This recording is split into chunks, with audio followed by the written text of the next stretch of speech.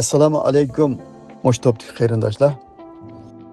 Yuqorida go'r azobi to'g'riliq bir ko'z qarashlar o'tirib qo'yilibdi-ki, men Sura Yasinning 52-oyatini yo'llab qo'ysam, shu men yo'llab qo'ygan oyatni tatib turib, Abdulla Qarajim go'r azobining borligini isbotlash uchun so'zlab ketib qopti. Ochiqroq qilib aytsak, gapni uzatmasdan. Go'rda azob bor degan bir tal oyat yo'q. Bu birinchi qitim bo'layotgan bir narsa emas. Abdulla Qarajim o'tganda Ayso alayhissalomning to'g'riliq Qur'onda oyat yo'q desam, oyat bor deb qattiq mana shunga o'xshash bugungi o'xshash so'zlab ketib qolgan. Zarichilik bir ishoratmi yo'q Ayso alayhissalomning shudiganlik to'g'riliq Qur'onda oyat yo'q. Oyat bo'lsa tepib biqing desam topolmadi. Topolmaslik sabab Abdulla Qarajimning ojizlik emas. Ya bir narsa bilmaydiganlik emas.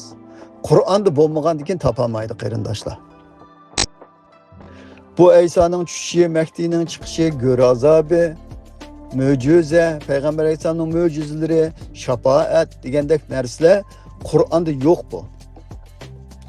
Bu savollarni men necha qitim shu to'plarda, shu ahli ilmlardan so'radim.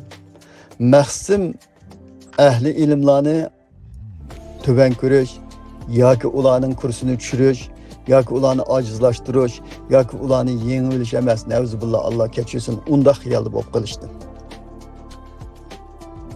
Ma Qur'onda yo'q bir narsalar bizga din bo'lib tengilib qolgandan keyin, shuningga biz e'tiqod qilib qolgandan keyin, Qur'onda yo'q narsalar e'tiqod qilishga, iymonga shart qilishga va ishonishga, uni ishonmasak, uni dindan chiqadigan, mushunda bir narsa o'tirib qo'yilib doim din bo'lib bizga tengilayotgan bo'lgandan keyin-chi desa, bu Qur'onda yo'q narsalar nima uchun bizga din bo'lib tengiladi deb buni surishtirgan vaqtimizda-chi desa, mushu ahli ilmlarimiz asos jihatdan buni so'rgan vaqtimizda Qur'on bilan hech qaysi javob berolmadi.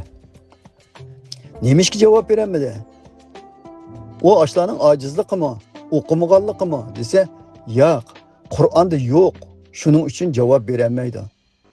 Bugun Abdulla Qarajim xuddi burun Ayso alayhissalomning tushishiga javob berolmaganga o'xshash. Bugunmi-chi desa, so'zlab ketib qoldi. Nimani so'zladi desa, shu hadisni rostga chiqarish uchun, shu go'r azobi to'g'riliq kelgan hadislarni rostga chiqarish uchun Allohning oyatlarini burumlab bir narsalarni degan narsalarni o'qib olgan, din deb o'qigan o'zi. Shu narsalar bilan isbotlashga urinib, Allohning oyatini o'qib, xuddi bir Qur'onda bordek, uni Qur'onda bor narsani biz birlar chiqib yoki men inkor qilayotgandek so'zlab ketib qoldi. Qur'onda yo'q.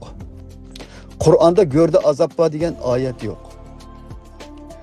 Va birinchi sura chilinishdan burun qila azoblandi. Birinchi sura chelinib, ikkinchi sura chelinganga qadar o'lgan insonlar uningdan tinish holatda hech qanday azob ko'rmay yotadi deganmi oyat yo'q. Deganmi oyat yo'q. Yolg'ondillar o'sha hadislarni to'g'ri chiqarish uchun, rostga chiqarish uchun, o'zining o'sha o'ydirilgan dinini rostga chiqarish uchun o'sha narsalarni dalillab millatni ahmoq qilayotgan odamlarning go'r azobiga dalil qilib yezib qo'ygan narsani Abdulla Qarajimni din deb o'qib olganlik uchun qaynab ketib qoldi. Endi Abdulla Qarajimning so'z qilish usuli shukan, ba'zi shunda to'lab so'zlab ketib qoladi ekan. So'zlab ketib o'ziningki shu so'zlab ketganligini bu qarindishimiz ba'zi vaqt e'tirof qiladi ekan. E'tirof qiladi ekan. Endi yig'ib aytganda mening deydiganim nima desa, bu qarindoshlar dinni mustaqil o'rgangan emas. Shu o'ydirilgan narsani din deb o'rganiblar. Qur'onga o'zi mustaqil qarab, tafakkur qilib, Qur'onni o'rganib, Qur'onda shu men din deb o'rgangan narsa rost bormi, yo'qmi, uni qarab boqmay, Qur'onda men iymonga shart deb yozilgan narsalar, iymonga shart deb o'rganib olgan narsalar Qur'onda bormi, yo'qmi? Yo'qmi? Hadis deb yozilgan nurg'un narsalar Qur'onning markaziy ideyasi bilan o'xshashmi, o'xshash emasmi? Buni hargiz o'rganmay, Qur'onni mustaqil o'rganmay, mustaqil tafakkur qilmay, men degan din deb o'rgangan narsalarning qaysi Qur'onda bor, qaysi yo'q deb o'rganmasdan öğrenmezsin. Aşı burun kıla ming yılning oldida nimani yezib qo'ysa, shuni din deb o'rganib olib, bugun kun kelgan chog'da ma'nosi Qur'onda yo'q desak, Qur'ondan dalillab o'tirg'i chiroyli qo'yib bermay, aşı burunqi narsa bilan qarashtiraman deb chalvaqab, xapo'lab bir narsalarni qilib ketib bordi. Shuning uchun qarindoshlar, Qur'onni o'rganishinglar kerak. Shaxsan mening Hamid Nasriddinman. Men sizlarni yengib olish, sizlarni yerga qartish, sizlarni ojizlashtirish maqsadim yo'q yuqorida deganimdek. Nauzubillah. Biz bir o'ydirilgan bir narsani din deb o'rganib qolganligimiz uchun yolg'iz biz emas, butun dunyo musulmonlari ashunda bir narsani din deb o'rganib qolganligi uchun ming yilning yog'i bizda va boshqalarda endi bir uyg'unish bo'lib, Qur'onga yuzlanish, Qur'onni tafakkur qilish, Qur'on din nima deb so'zlaydigan bütün dünya xarakterlik bütün milletlerinin içinde, Araplarning içinde, Türklarning içinde, bütün milletlerinin içinde, Özbeklarning içinde, Qozog'larning içinde, hamma milletlerning içinden hozir yopirilib, qo'zg'ilib chiqdi asosiyatdan. Chiqdi. Nima uchun chiqdi desa, Allah o'zining dinini qiyomatga saqlaydigan bo'lgan ekan, mana shundoq insonlarni chiqarish orqali din degan ma'vo deb dunyoni yana shu Qur'on bilan bir ogohlantirdi. Muhammed Aleyhisselam'dan kim peygamber kelmeydi. Kur'an özgertilmeydi. İnsan ve cin birleşip onun okşusunu keltiremeydi. Keltiremezlik sebep nima dese Muhammed Aleyhisselam'ın dini şu Kur'an'ın içinde. Kur'an'ı bilgen, Kur'an'ı tefekkür kılgan, Kur'an'ı izlengen adamlar dinin nima ekanligini chiroyliq mana shundoq o'ttirib qo'ydi.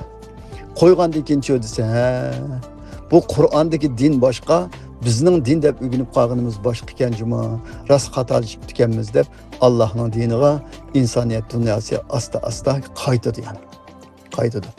Burun payg'ambarlar uch kelib ezib ketgan, bid'atning ichiga kirib ketganlarni payg'ambarlar ularni tuzab, tavhidlarini yangilab, yaxshilab mangan bo'lsa, to'liqlab mangan bo'lsa, Muhammed Aleyhisselam'dan kim peygamber kelmegendikin kim bu dinni nima bilan to'liqlaysiz, nima bilan yanglaysiz, nima bilan haqiqatini o'ttirib qo'yasiz desa, Qur'on bilan o'ttirib qo'yasiz.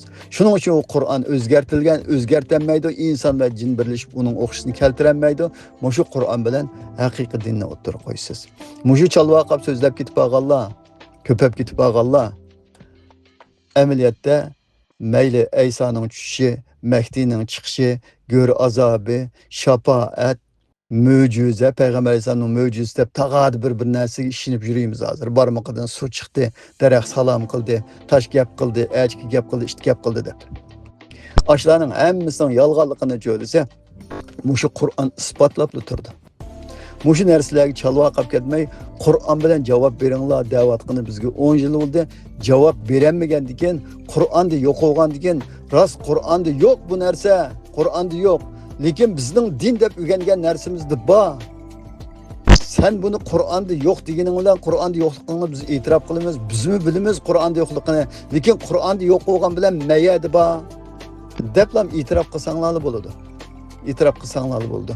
Qur'onda bor deb Qur'on bilan uni isbotlashga urinib, Allohning oyatlarini o'zgartib, burab, qalamqon qilsanglar desa, qiyomat kuni javob bermakinglar intayin tas.